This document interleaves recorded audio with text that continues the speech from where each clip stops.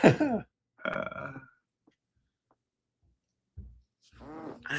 we have anyone coming in here during our delay?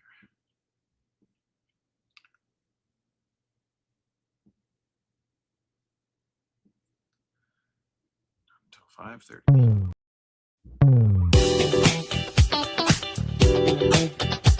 Golf, whiskey, meat, business. This is the Birdies and Barrels podcast. Welcome to the Birdies and Barrels podcast, where golf meets whiskey, business meets lifestyle, and the best conversations happen somewhere in between. Broadcasting from Birdies and Barrels Golf Lounge, a space built for pure swings, strong pours, and real connection. This is where passion, craftsmanship, and ambition collide. From the course, to the glass, to the grind of building something bigger. This is more than a podcast, it's a mindset. Hosted by Bryan and Mike Grillo, two guys bringing together their love for the game, a respect for great whiskey, and a drive to build something that lasts.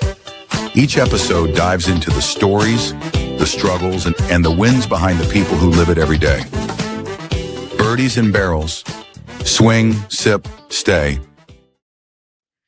Hey everyone, welcome back. We took a little hiatus. Yeah. Mike and Bryan back here with you. I think it's been close to a month. It's been at least a month, yeah. Maybe more. Maybe 5 weeks. There was some things that happened in your life. You've been a little busy. A little bit. A little bit. So I went on vacation like early June. And then once I got back, all hell broke loose, basically. Yeah. House and baby. Boom. Yeah, baby came 4 weeks early, so that was a little unexpected, but she's good. As long as she continues to eat and gain weight, she's good. Yeah, man. Right in the middle of your house move, basically. Yes. So, I mean, not dead in the middle. Well, it's funny. We moved in June 22nd, I want to say, and she came July 13th. And what was kind of comical about it was Sunday, July 12th, we had like hung the last picture in her room, and like her room was finally done. And then boom, Monday morning, she's here. Baby. Yeah. It was like, wow. That wasn't coincidental. I don't know what is. Yeah. But, I mean, it worked out okay then. Yeah. In that. I remember I was sitting in my office at the new house in Cottleville, where we moved to. And it was like 10:30, and my wife sends me a text. She's like, I think my water just broke.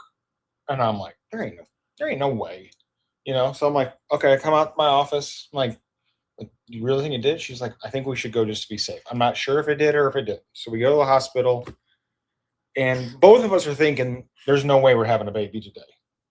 And the doctor comes back in. She's like, well, you ready to have a baby today? And we both looked at each other like, I guess we are now. Right. Yeah, we don't really have a choice. I guess we are. But yeah, everything worked out. Awesome, man. Name? Baker Bell. Any meaning behind him? Yes and no. So a lot of people ask me, like, why is my daughter's name Baylor and there's Boston and now there's Baker? And the only I can say to you is when we found out we were pregnant with our first, my wife was torn between two B names. There was Brighton and there was Baylor. And my daughter was born in 2021. And the Baylor men's basketball team won the national championship that year. Okay. And so I said, well, we got to name her Baylor. And so we named her Baylor literally after Baylor University, but not really knowing that before we picked that name, if that makes sense. Yeah. But it was really cool when they won the national championship to cheer them on, have Baylor gear, all this stuff. Right. So then after that, we made the decision, okay, well, every kid has to be named after a college. Oh, okay. So Boston is named after Boston University or Boston College, whichever you want. And then Baker is named after Baker University, which is small liberal arts school that we just like the name of. And then my daughter picked the middle name. She wanted Elsa. We said that probably won't work. So Belle was the next princess she had in her mind. And so that was why she's named Baker Bell. So triple B's for the initials. Yeah. And I will tell you, I'm 40 years old and I'm already like, Baker, Baylor. Dude, it's terrible. You are absolutely fucked when you get older and you like my dad calls me my nephew's name sometimes. My grandma used to be the worst at it. She'd be like, Ronnie, Brian, Jimmy, and like, Brian, I'm already doing it. takes 6 times to get the right name. Yes. Yeah, you're screwed, dude. That's too many B's. Yeah. Well, I don't know. My wife wanted all B's. Hey, that's so she's the fine. only one left out. That's funny. Oh shit. Well, that's cool, man. So we got it. We both brought in a bottle. Yeah. To celebrate Baker. You brought in an Elmer tea, and you've never had that, right? No, I have had it. Oh, you have had it. But It's been a long time since I had it. I got this bottle. I chased it down somewhere, shape or form, about a year ago. Never opened it. I just opened it a second ago. And all I remember the first time I had it was like, wow, that wasn't as good as I was expecting for how hard it is to find it. So when I was going through my bourbon cabinet this morning, trying to figure out what I wanted to drink today, I was like, you know what? I haven't opened that. It's been probably 2 years since I even tried it. Let's crack it and see if it's any better the second time I try it. Yep. But it's 90 proof, right? It's a low proof, but it's, I don't know if it's still as hard to find, but a year ago it was damn near impossible to find. Yeah, they're still pretty hard to find. And I don't really understand why. The secondary value on them has gone down a lot, Has which, it? Thank God, because I think they were at like almost 400 for a while, which is. Well, I'll tell you, when I bought this, I paid I paid $200 for it. I paid $200 for it, which at the time I didn't think was bad because it was such a hard bottle to find. Yeah. And I'm a big Buffalo Trace fan, so I have just about every single bottle Buffalo Trace has not ever released. Yeah, but I mean, if you know what I mean, like you're going for the collection of Buffalo Trace stuff, you got to have it. You got to have it. I think it's I want to say it's a 50 or 55 MSRP bottle. Yeah, it's pretty cheap. So, but I mean, that's the same with all the Wellers are the same way. They're True. all in the 50s or 60s. The only Buffalo Trace bottle that I still have never bought, and I bid on it all the time, is George T. Stagg. On Unicorn auctions. Yep. About once a week, I'm like, I'm willing to pay $500 for it, but that's the most I'm going to pay for it. And so I'll throw my bid in $500, and within 20 seconds, I'm outbid. And I'm like, well, then I don't need it that bad. Yeah. You know what I mean? I think most of them are going right around like the 6 to 7 range still. I mean, same deal though. Back in COVID, they were like $1,100, $1,200. I'm like, dude, this is fucking bonkers. It is bananas. But they were also giving people free money back then. So also what are you gonna do? It's got a very nice nose, just sweet, subtle, nothing crazy. Probably gonna be crushable. Yeah. I'm gonna tell you, it does not impress me the second time either. There's not a lot of what I would call unique flavor profiles in it. No, you know what I mean? It's just very vanilla. No. But again, I think, and I think what throws people off on this is like what you paid $200 for. You expect it to drink like a $200 bottle. And it doesn't. And it doesn't. And it's not supposed to drink like a $200 bottle. That's true. At $50, does it probably drink above its profile? Probably. Yeah. We could probably go wrangle up a $50 bottle over there and side by side them, and you'd be like, that's maybe $10 better, or something. I feel the same way with like Blanton's Gold. Like I got several bottles of Blanton's Gold. $200 is basically what you're going to pay for it. Yeah. And it's good, but I'll take a Barrel King or a more complex, flavorful bottle. Some old there's old Louisvilles that are out there better. But again, it's just it's the hype, the name. Yeah, I mean, personally, Blanton's Gold's is significantly better than just regular. Oh yes, agreed. The straight from the barrel though are really good. Really? Yeah, I don't know if you've had any of those, but they're usually in like the 130s proof wise. They are very, very good. That's one that I would pay some extra money for. I bought a Blanton's Gold from Cottle Village. They did a barrel pick on Blanton's Gold. Really? Shit. They did. I need to get on that. I don't know how they got a bottle of it. It's very good. Very, very good. But they sold out of those in the first weekend. I mean, it was for their grand opening a year ago. I couldn't like how fast we sell out of Barrel King barrels. If we did a Blanton's Gold pick, it'd be gone that day. I feel like. Yeah. We'd probably have a line. I gotta imagine buying that barrel is not cheap. No, probably not. There's not much. I mean, I think the cost on those is like $140. Yeah, and they were selling them for $199. Yeah, so I mean, that'd be an expensive barrel to buy. It'd be a very expensive barrel to buy. Yeah. You're also turning that barrel in a day, so it's like I'll drop $30,000 on a barrel if I know it's going to turn in a week. That's true. I That won't remember. bother me. I remember rare character. I mean, you've done some rare character picks. Their barrels are not cheap. What, 18, 20,000? No, oh no, they're not. No, Not because that high? because we sell them for $100. Really? Yeah. Your rare character that you just did last year with the jelly.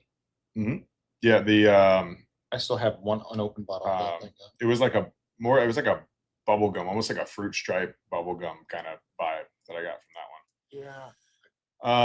Yeah. But yeah, that one we did, it was $100. Okay. I think probably Barrel King's probably our most expensive barrels that we do. Like we did that mid-winter Night's Dram. Yep. And that was, we did, I think 190 bottles at like 100 or 110. I can't remember off the top of my head, 100, 110 a pop. So that's pricey. That's getting up there.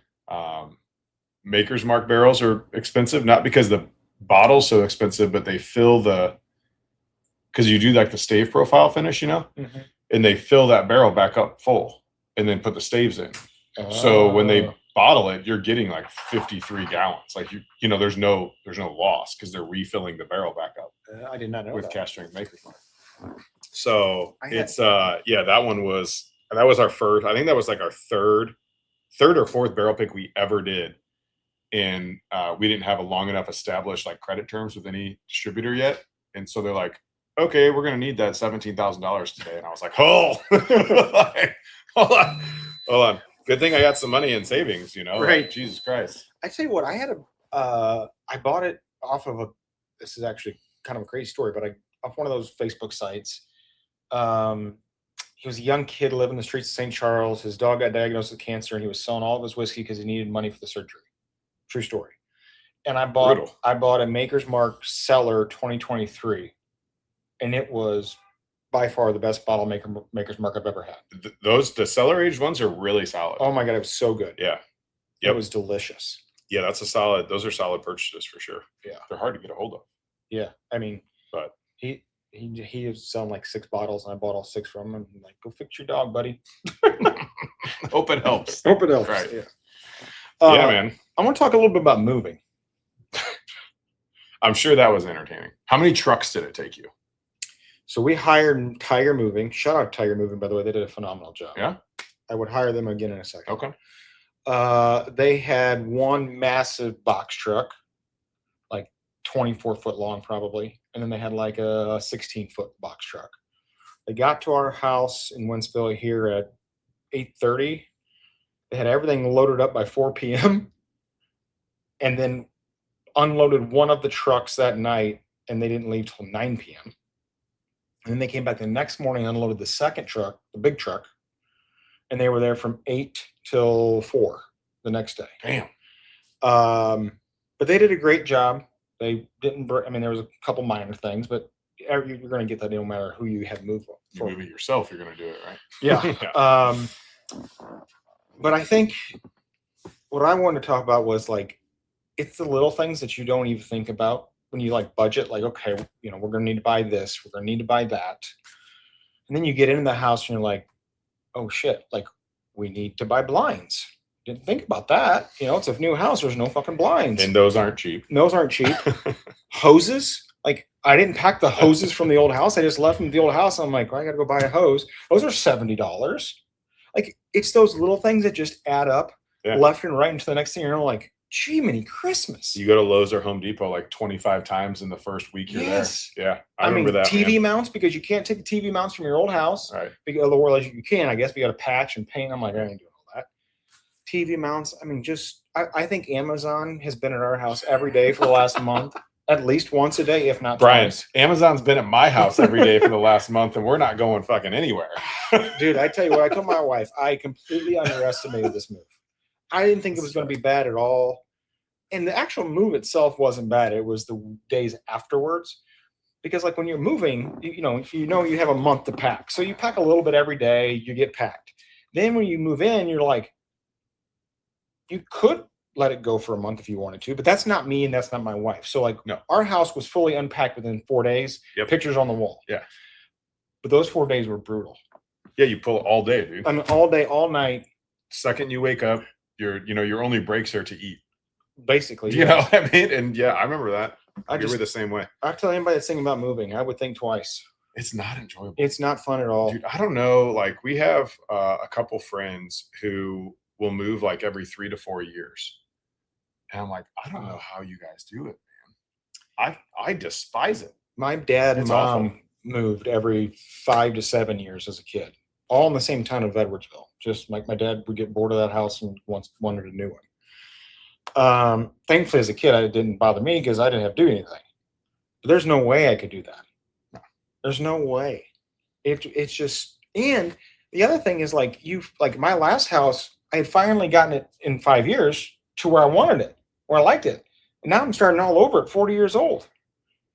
And another thing I'm going to complain about, if you're listening, if you're a construction person, I talked to my barber about this today.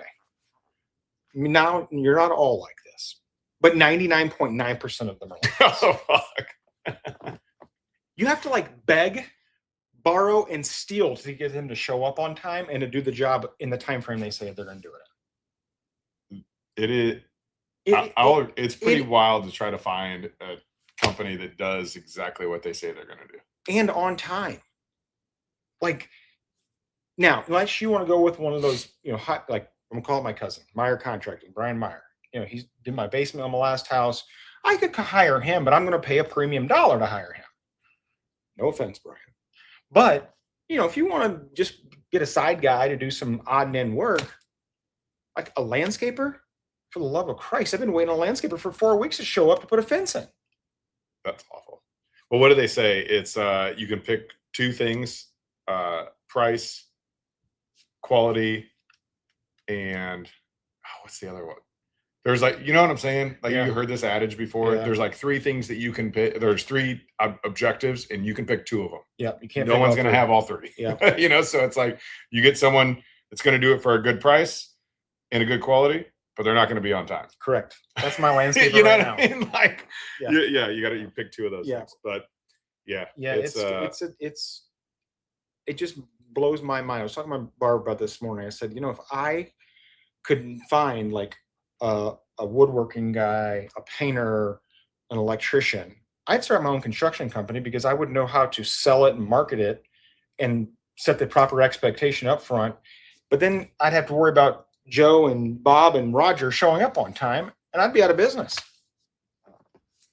You got to get Life 360 on them or something. Think about this way. Micromanage them. How would your business work if you just decided, I'm a little tired this morning. I'm not going to open the shop till 2:00.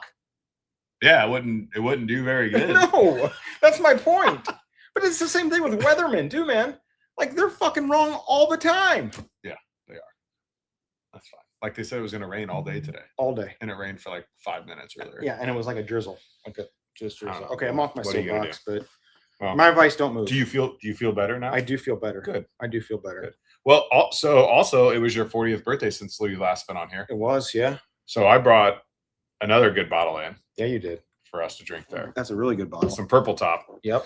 This is a 9-year, I believe. 9-year. I haven't cracked it, so it is still fresh yield. I will tell you what, their 4-year that they came out with. Yeah, it's not bad for the price point. It's not bad at all. So I think 75. Yeah, right. It's generally like paying $75 for a 4-year bourbon, you're like, ooh, yeah, but their 4 years really solid. I mean, hell, their rye is a 4-year, but I mean, rye can be a little bit younger. Look at that. Oh shit, that's not good. That's not good at all. We're gonna have to glue that puppy back in there. Yeah. We'll get that out. But bottle 43 of 128 at 9 years old, 122.2 proof. So kicking the proof point up a little bit there. A little bit, yep. Don't break your teeth. 40th birthday was good. Thank you for coming by. Yeah, man. Had a little get together at Frankie Martin's. It actually turned out to be good weather that day. It was supposed to rain. It was supposed to rain. It was humid as shit out there. Super humid. My wife wouldn't let us take the golf cart because she was afraid it was going to rain. And then it was like a beautiful weather night. It was not hot. Great breeze, great band. It was a fun place to be. So, but I feel every bit of 40. I'll tell you that. Yeah, especially I bet you do now. Moving. My back hurts. My arms hurt. Always tired. Man, I think the air in here kicked on. It did. I was like, the air kicked on to eco mode. It's hot in here. A little toasty. That's okay. So we're going to turn that down. There we go. When Technology is great, isn't it? it works, Be able to, it works. Yeah. I said I have a new alarm system at the new house. You ever heard of? It's like Eufy, EUFY. Huh. We used to have Ring at the old house, and I was like, I want to try something different. So we went to a Eufy. I don't know, it was good rated, good cameras, whatever.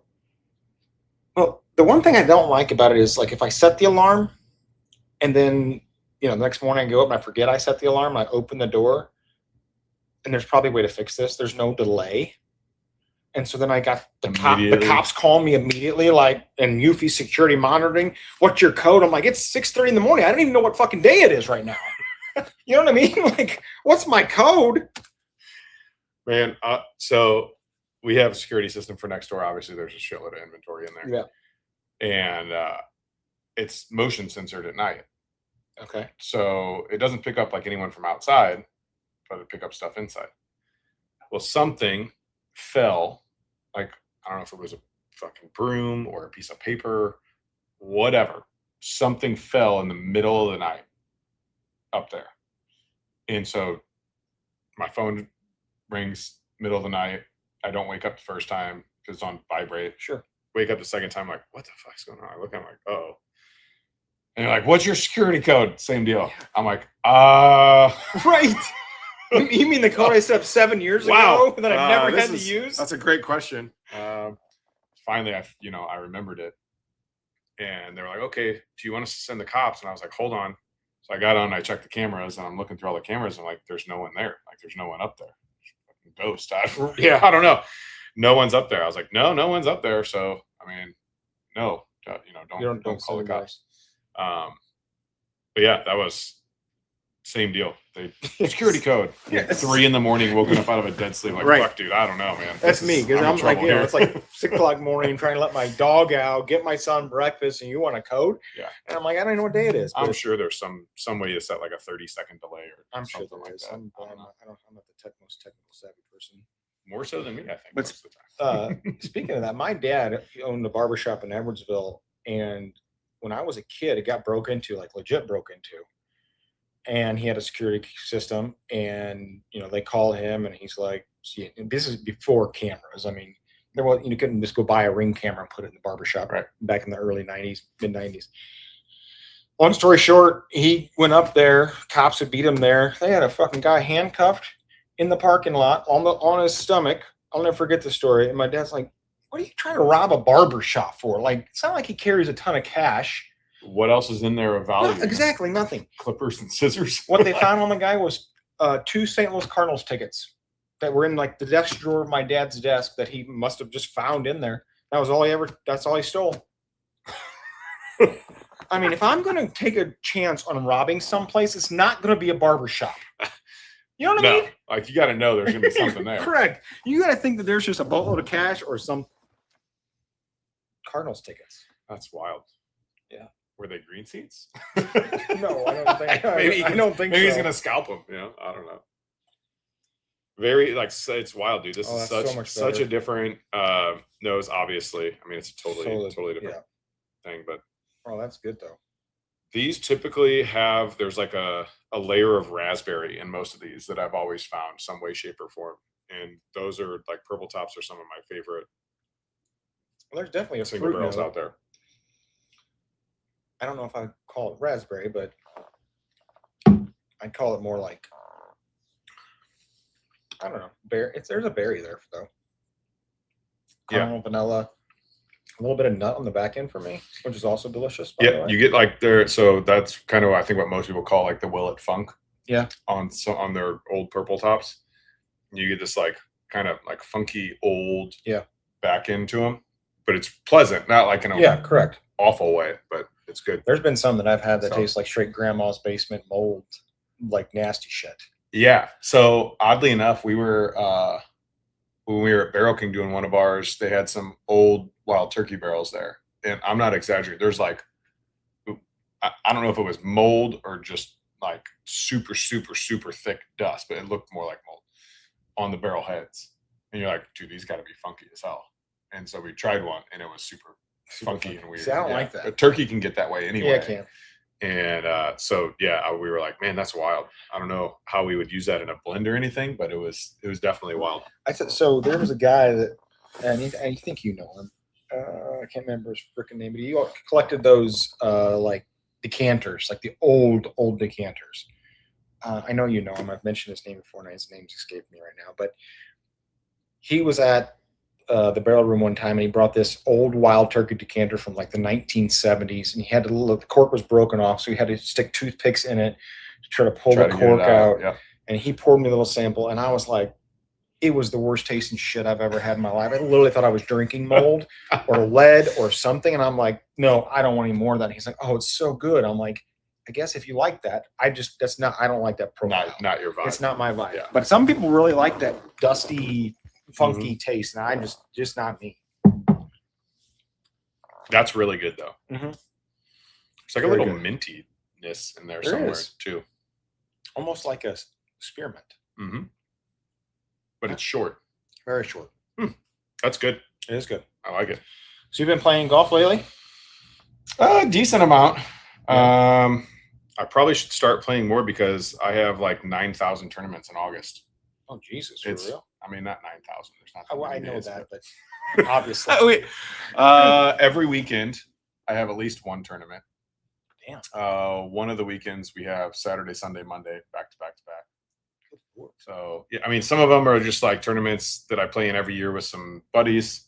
Some of them are tournaments that we're sponsoring. One where we supply all the food for. One we're just a sponsor of. You know, so it's now between Birdies and Grillos, it's like, you know, Yeah. I mean, for here, sponsoring golf tournaments is a way better advertising avenue than for Grillos. You know, we didn't see much, but like, so the other one we're doing food for, like, that's a great sponsorship for us because everyone will try our food. 100%. And be like, man, that was really good. Where's that from? Come and get it, brother. I was just talking to somebody the other day who's made a comment about, it was my brother-in-law, Mark Schultz, that he came up here and bought like 5 fillets and 4 ribeyes. This is probably 2 weeks ago for his mom's birthday. Okay. And it was like one of the first times he'd came in. And he did it because of me and, you know, knowing that we were friends. Well, thanks, buddy.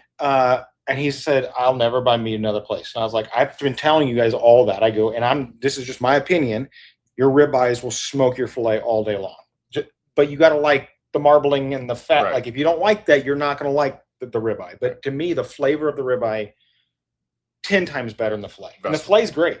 Best one you have. Fillets are the most tender you'll get. I mean, same deal though. We get people say that all the time. They come back and they're like, I've never had a steak better. Even in steakhouses. And they live just right down the road. My mother-in-law and father-in-law were over there, and they both raved about it. And I'm like, I've been telling you guys for like a couple years, like if I'm buying a steak, it's the only place I'm buying steak at, because otherwise it's just bland, or there's no flavor to it, or it's fatty and chewy. Yeah, it's a huge difference, man. It is. If you know, like some people just don't, I don't know. I feel like there's some people that just don't believe there's that big of a difference. Like There 100% is. Come get a ribeye from here, go get a ribeye from Walmart and cook them both and try them side by side. You know, like that's the easiest way to tell. You know, it's like like we were just talking about with whiskey, like try stuff side by side and you get an idea of like how good it is comparatively to other stuff. But yeah, man, we will, I don't think, unless like something catastrophic happens with the Hereford program, like we'll never go to another breed of cattle.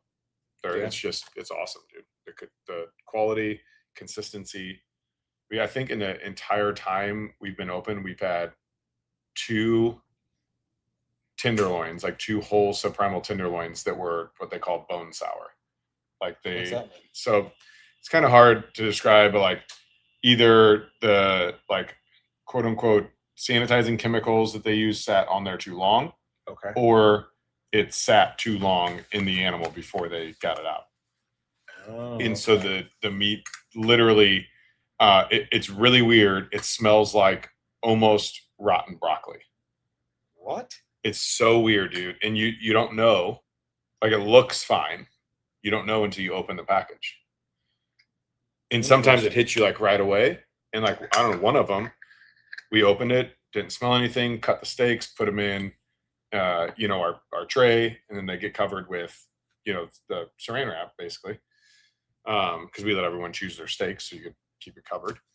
And I opened it one day to give someone like to get their steaks out, and I was like, nope, those are bad.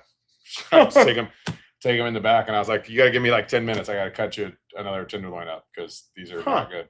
Interesting. So, now, but yeah, I mean, other than and you're never going to bat 1,000. No, you know what I mean. It's impossible. Yeah, no matter what you do. Now, tell me this. This is how ignorant I am. What's the with the steaks and the beef, like when they let it like grow mold on it? Dry age. Yeah. Yeah.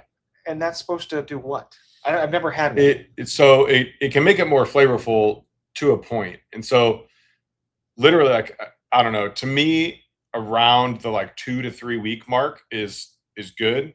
Outside of that, like longer than that, and it starts to take on this like weird nutty flavor, and they will get more tender. But essentially you're letting the meat decay and rot under controlled circumstances, right? Like it's still refrigerated. It's just open air. So like it's from the outside in, it's kind of rotting. And so when you cut it, depending on how long, you're going to have a 1/4 inch to 1/2 inch of bad meat, and you cut that off, and then everything on the inside of that is still perfect. Interesting. But the reason they're so expensive is because you have more loss. Sure. Right? Like if I cut let's say I was just aging one steak, which most of the time you're aging the whole subprimal, so you have less loss. But if you're aging one steak, now I have to cut off like both surface areas, right? Like of the big part of the steak and the outskirts around the diameter of the steak. Oh, I see what you're saying. If I age one steak. And how long do people like age them usually? Just 2 to 3 weeks, like you said, or? That's generally what you're going to see. Like if you go to a restaurant, you're going to see like 14 or 21 day dry age. Got it. Okay. Most places. I mean, I've seen videos of people doing it for like 30, 60 days, which is wild. But yeah, I don't think I would like that. Yeah. I mean, I've seen places do it on tuna and salmon and all kinds of shit. Really? Wild. Yeah.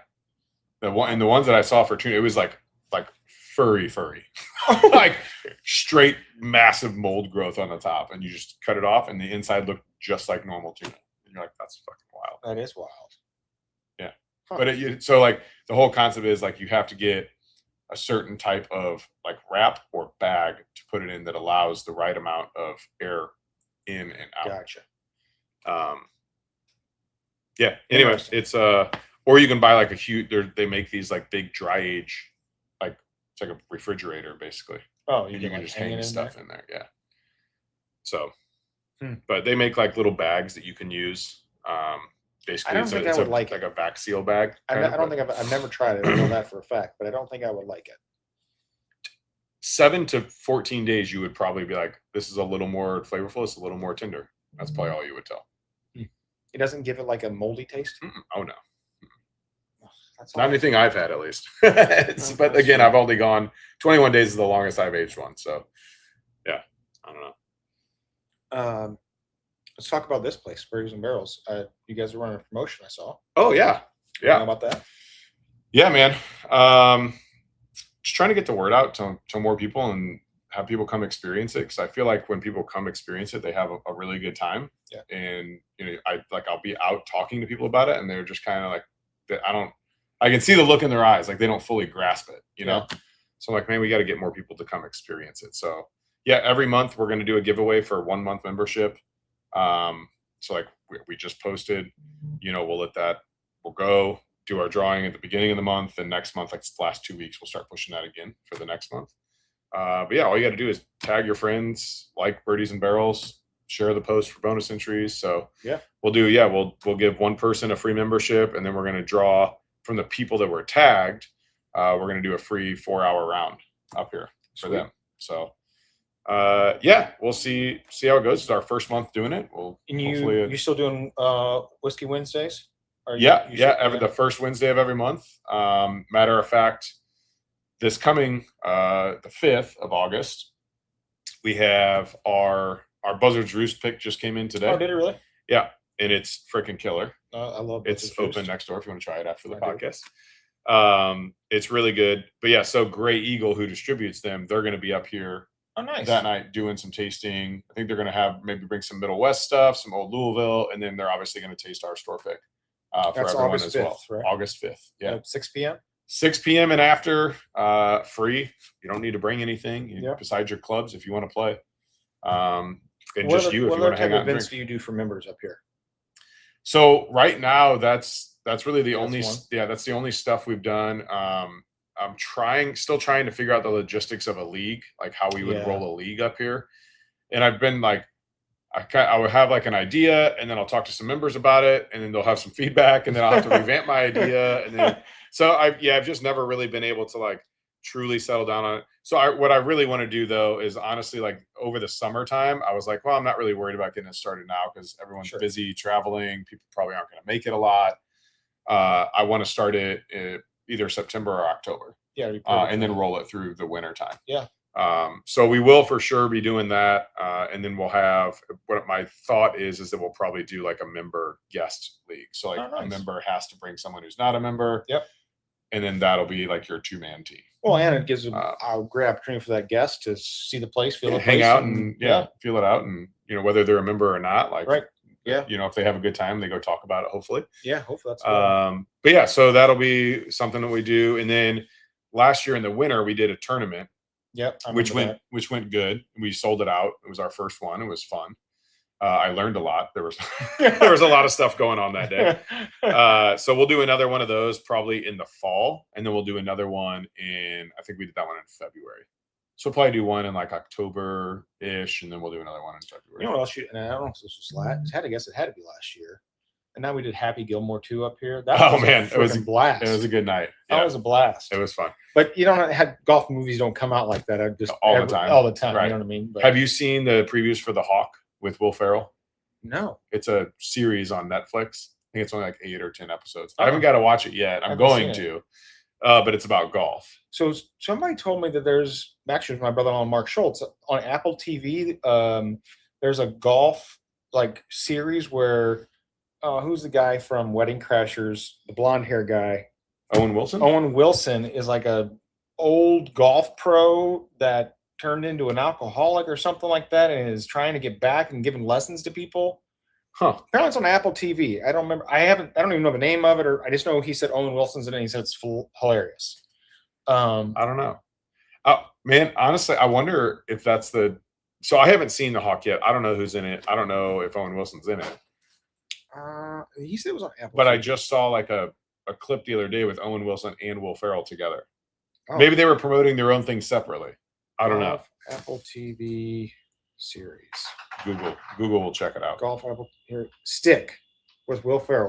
I have heard of that. I haven't seen it though. Stick is a sports comedy series on Apple TV starring Owen Wilson as Price Stick Cahill, a washed-up former pro golfer who mentors a teenage golf prodigy named Santai, hoping to revive his own life and career through the young phenomenon. I'd watch that. Yeah, he says it's hilarious. It's called Stick on Apple TV. But no, I haven't seen Hawk. I haven't seen previews for it. But if Will Ferrell's in, it's got to be hilarious. I mean, I'm going to give it a watch. Yeah. It can't be any. I mean, not that Happy Gilmore 2 was bad. It was entertaining. Look, I think Happy Gilmore 2 was not bad the first 60 minutes of it. But then when it went like straight sci-fi on me.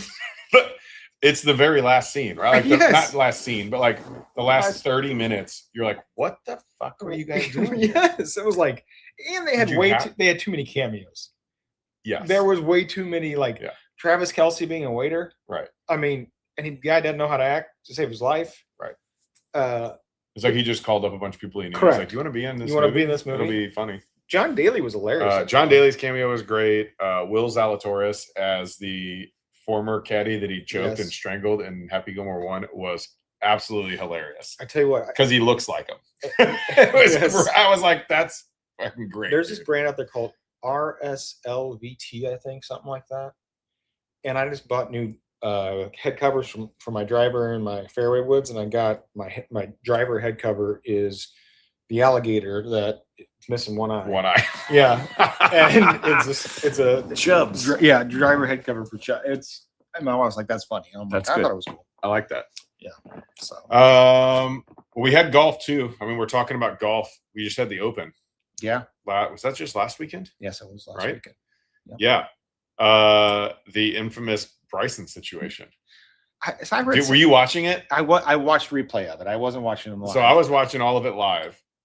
And he did what he did, and I was like, he walked back behind his ball twice. Mm-hmm. The first time he went back there, I was like, it didn't look purposeful. It just looked like he was just like picking his feet up to walk through high grass. And so everyone's like, well, he's stomping down. I'm like, well, do you drag your feet through high grass? Right. Like you can't walk, you don't walk normal through high grass. I've been in there before. Me too, plenty of time. I'm watching him walk back, and I was like, I didn't really think much of it. And then he walked back to his ball again, talked to his caddy, came back up, walked behind it a second time. And then when he came back from the second time, he almost he looked down as he walked. It looked more purposeful than the other two times. And I think that's the one that got him, pushed it over the edge when they were reviewing it. Mm-hmm. But yeah, dude, he was heated. He went back out there and was arguing with those guys for like 20 minutes about it. I saw something where he called, and I don't know if this is true, that he called Trump and asked Trump to make a phone call for him. And Trump was like, no, I'm not doing it, because that was the same weekend, the whole FIFA, the whole. I'm sure that had to be a joke. Yeah, he had to be, because that was when the U.S. was playing, was it Belgium or whatever? Yeah, and the guy got a red card, and Trump called FIFA and was like, whatever, and they reversed the decision. But I don't know if that's true. I just saw that. I was like, that's hilarious if that's true. But he was not happy, and Rory and him clearly don't see eye to eye. God, dude. I didn't realize there was that bad a beef between them two. Every other golfer is like, I played golf with Bryson a lot. I don't have any problems with him. Right. He might be a lot of other things for golf, but he's definitely not a cheater. Right. There was like 4 golfers that said that. Even Scotty said he's not a cheater. Right. Like he may do things differently. Yeah. But he's not a cheater. And to hear Rory just be like, he's a cheater. He does shit for attention. Yep. All he cares about is views on YouTube. And I was just like, dude, this guy. And then you watch. So I don't know if you follow Rory much. Rory loses his shit all the time and throws clubs and breaks shit. And it's like yells at fans. Like literally 2 weeks before that, correct, he was in a bunker and hit a shot and turned around and he goes, "Shut the fuck up!" to a fan. Well, he also took his driver on one hole of the Open and threw it, and it almost went in the water. It didn't go in the water, but it was close. I don't understand. I mean, obviously he just doesn't like him, and so he's trying to find any reason. But that's pretty hypocritical, dude. But you do shit. You do a lot of shit. It seems like for attention. But didn't Bryson and Brooks Koepka have a beef for a while too? Mm-hmm. Remember that? Mm-hmm. So, and I always thought Bryson was a little weird in the very beginning. I started following him. You always wear that weird fucking hat, and you're like, you're not from Europe, dude. Like, why are you wearing a, whatever? I think of Payne Stewart to be different. Yeah, and for sure, there's no doubt he does things for some attention. And I watched the replay. It could have went either way, honestly, was my opinion. You could call it, and I could understand why you call it, or you could not call it, and I could understand why you didn't. I was in the exact same boat. So watching it live, I was like, I didn't really think it would get called, and then when they went back to it, I was like, okay, yeah. That I can see their point of view. I can see his point of view. How am I supposed to line up my shot? How am I supposed to get back behind the ball? Where what am I supposed to do? But it's also you're a professional golfer. Yeah. You know the rules. Why would you even do anything that would be considered you bending the rules a little bit? Fair. But I would also argue the fact that you're playing for the Open Championship. And if you can bend the rules slightly and get away with it, why not try? I mean, that's fair. I mean, think about baseball in the 90s. I mean, everybody taking steroids to try to bend the rules and get better. Right. I mean, I'm not saying it's okay. But it was that was uniform. That's true. Everyone did it. That's true. That's true. So, yeah, I don't know, man. I saw a really funny TikTok afterwards, and they were like, it was both ways. Some were like, Bryson getting ready to hit his shot, and he's out there with a fucking weed whacker, just weed whacking all the weeds down. And then another one was how the PGA expects Bryson to get to his ball.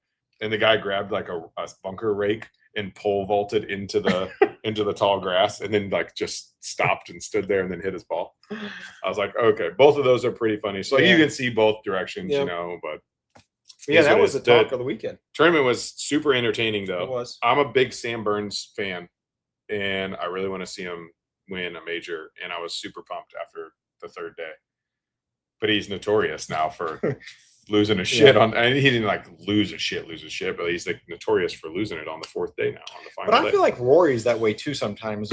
Even though he won the Masters this year, but there's for a long time there he would be in contention that last day and just tank for a long time. Yeah, I feel like it was within the last 2 or 3 years he's turned that around. There's another one that I watched. I think that Netflix series called Swing maybe. Oh yeah, it was with Full Swing. Yeah, Full Swing, and the first one episode I watched was with who's the Under Armour guy, Jordan Spieth, and I can't think of the other guy's name, but they like grew up together. They played like college golf together. He's a big name too, and I can't think of it left of me. But it was a very interesting documentary on those two, and they're the same philosophy. I feel like they're always in the running, and then they never win. Yeah. Spieth's wild, dude. Like he hits so many errant shots, and then he'll hit like the most epic recovery shot you've ever seen in your life. You're like, how did he do that? And I feel like so you're like, why don't you just like, what are you doing when you have a normal shot here? I feel like Spieth was on this like track record of being. I don't want to say this, and obviously it's not the same, but on this track record of being like the next Tiger. He was all hyped up. He got the big Under Armour sponsor. He was everywhere. And now you like don't hear about him anywhere. Yeah, I mean he definitely fell off a bunch for sure. Yeah, which he was fun to watch. It's not quite as fun. I mean, he's fun in a different way to watch now. Yeah, that's true. That's true. Yeah, it was entertaining. Dude, I'll tell you what, man. Watching Fox play golf might be my favorite thing ever. He just like walks up, looks at his shot, walks up to the ball. Fucking hit. I mean, it's like 10 seconds from him getting the club in his hand to hitting the ball. I'm like, this is awesome. So I don't know if you follow a lot. Like Patrick Cantlay is like notorious for being insanely slow. So slow. He like looks at his putt like 19 times. A driver side by side up of Cantlay and Fox on like driving. As soon as they get the club in their hand, Fox was off the tee in like 9 seconds. And it took Cantlay like 45 seconds. This is great. He's horrible. I was like, dude, what? It's so ridiculous. Sometimes he just like waddles his feet back and forth like a million times. I don't remember what tournament it was, but one time I watched, he was putting, and I was like, hit the fucking ball. Like you yell at the TV because you're like, dude, what are you doing? I mean, he walked around the green 17 times, bent down, stood up, bent down, like, hit the fucking ball. Yeah. And then he missed the putt. If you're going to do that, make the putt. You better make it. That's like if you're ever out on the golf course with somebody, you don't know who they are, and they're like walking around the green 17 times. And you're like, okay, dude, this isn't the fucking PGA. Putt the goddamn golf ball. Man. So that shit drives me insane. And that's part of the reason why I like Fox too, because I play relatively fast. Like I do too. And even Fox said it. He's like, 90% of the time, you're between 2 clubs. That's it. You're not between 3. You're not doing, there's not a lot to think about. Pick your club, be confident in it, go hit your shot. Don't, he's like, the longer I stand over it, the more likely I am to fuck up. Amen. And that's how I feel. That's how like my ADHD kicks in. I'd take one practice, if I'm chipping, it might be, 2, 3, 4, like, because it's more of like a feel, like I'm just trying to get the feel for what I'm doing. If you're hitting a full iron shot, you're hitting a full iron shot. All you're doing is just loosening up the mechanics just a little bit and get the swing thought right and go to town. I mean, and like wind can play a factor into it. The grain on the green can play factors. All those things play factors, but usually they don't make that big of a difference. Not for us. Well, correct for us. I'm talking for us, but like I don't ever pick up grass and throw it in the wind and be like, oh, it's 8.9 miles per hour to the west, so I need to aim 2 to. I don't do that. I'm like, okay, it's windy. It's windy to the left. I'm going to play a little bit to the right. You know what I mean? But. And I'm just talking like on the normal golf course, not PGA. That's a different story. But, the guys throw up the grass and win, like, okay, you can tell by the fly it's fucking windy. Yeah. One of the worst things ever is playing with someone who's bad that takes a long time to play. It's like I feel like there should be like that should be golf etiquette number 1. Like rule number 1: if you can't break 90, play fast. Yes, because you're just not going to go. Right. Like just go. Not that people who shoot over 90 are awful at golf, just like you're also not good. Yeah. So just play fast. Like it's not going to matter for your score. I'll tell a quick story, and then we'll move off this topic. And maybe I told this already, but I talked about my father-in-law and his hole-in-one. Have I talked about this? I don't think so. So my father-in-law plays golf 6 days a week. The only day he doesn't play is Monday because the country club is closed. Tuesday through Sunday, he's on the golf course. He's a member of Whitmore. He's a member of Belle Reve. So Whitmore is Tuesday through Friday. Belle Reve is Saturday and Sunday. That's nice. Very nice. Guy's been playing golf. Time out. Why aren't we playing golf at Belle Reve? Well, we can play. All we got to do is I just got to call him and say, can we go play? We need to go do that. We could do that. So guy's been playing golf 30, 40 years. Never had a hole-in-one. Never in his life had a hole-in-one. The week before we left for Colorado, he gets a hole-in-one on a par this year. Just June of this year. So like early June, he gets a hole-in-one on a par 3, hole number 8, south, Whitmore Country Club. Gets a hole-in-one. Everybody's so happy for him. It's right before Father's Day. My wife and I get him this really nice plaque with the yardage, the hole, for him because he's like the most humble guy in the world. Did he keep the ball? Oh, he so kept the ball balls up with it. Cool. Yeah, we have a picture of him holding it, at the flag. So we were so super excited to get this to him for Father's Day. The following Saturday, Belle Reve, hole-in-one. Guy's never had a hole-in-one in 30, 40 years playing golf. He has 2 within a week. He broke down the mental barrier. Yes, I'm like, the pressure how does this happen? I'm like, that's funny. So then my wife and I are like, well, do we get him another plaque for the? And I'm like, no, just do the first one. The first one's the most important. Right. Yeah, your first hole-in-one. But I was like, that is hilarious. Guy's been that long at golf. And yes. Yeah, that's and wild. Plays all the time. I've never had one. I've never had one either. And then maybe I have a brother-in-law. When I'm that age. I have a brother-in-law, Kevin. If you're listening, he's terrible at golf. I mean, I don't think he breaks 100 on a good day. Dude's had like 2 or 3 hole-in-ones. Like it doesn't make any sense. It's pure luck. It's pure luck. It's all it is. It's pure luck. Have I told you the story about the guy we were in a tournament with that won a car on a hole-in-one? Oh. So we were playing at St. Peter's Golf Course in a scramble, 4-man scramble. And he's part of our friend group, but he's not great at golf. He's not horrible at golf, sure. But and he hits. I think it's number 12. It's a downhill par 3. There's water on the left. The green's kind of like kidney shaped around the water. Okay. And so you're an elevated tee box. So he's hitting like a 5-iron or something, and he hits it, and he like skulls it down. I mean, like it just goes right down the fairway, and it's fairway cut below. Sure. So he skulls it, and he's like, "Oh, God damn it!" And he hits it, and it goes down. It's in the fairway. It rolls on, and it's rolling up, and it goes onto the green. And it's got pretty good speed on the front of the green. And I was like, "Dude, that's going to turn out okay." And it goes up all the way across the big ridge on the green, down, and it goes poop right in the fucking hole. And it was for a car. For a car. They had a car on the hole. So it was like a 3-year lease for a Jeep something or other, or I want to say it was like $6,000.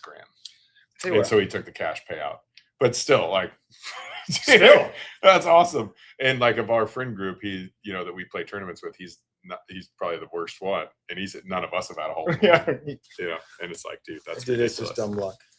So that's all it is. Hopefully mine's prettier than that. Well, at the end of the day, nobody asked you like, well, how pretty was it? How'd you do it? What was it?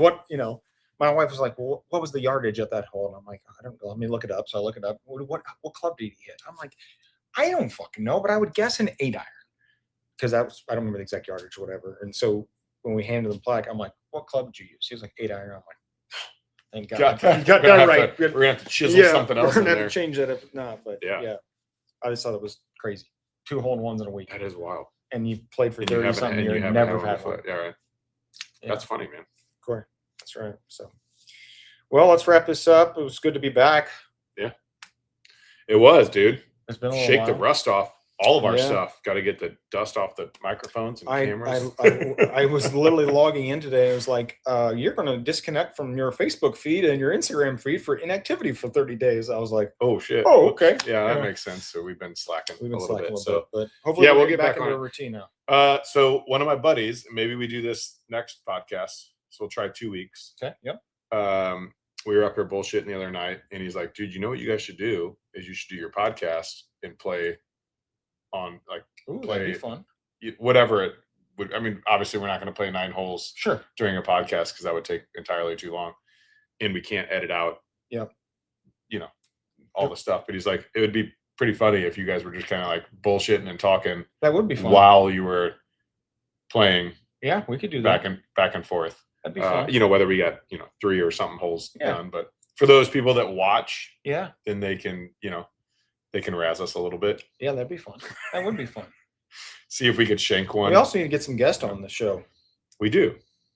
I don't know who we'd get, but I'm sure somebody would love to. Maybe we get a couple guests on that. We could do 2-man scrambles That would be fun. for a couple holes. Yeah, we could even do some like improv talking as we're doing it. Yeah, Talking about that's stuff. that's what I'm saying. Like we could still do the same Yeah, kind of BS concept, just while we're while we're hitting kicking some around balls. playing Yeah, golf. Yeah. that'd be fun. So maybe we'll chew on So that. stay tuned to that. Maybe we'll see. We'll see everyone. Don't forget to check out Grillo's Chop and Barrel and Birdies and Barrels. Also, even though I haven't made a single Fairways Fathers post, it still is a business. Just haven't had time. Life stuff, man. Yeah, man. A little My bit. wife's like, "What do we do with the heat press?" I'm like, "Just put it in the basement. We'll worry about that some down the road." Right. But I need another month to decompress. yes, Yeah, I get you. But as Mike said, we'll be back in 2 weeks. We'll see you guys then. Yep. Adios.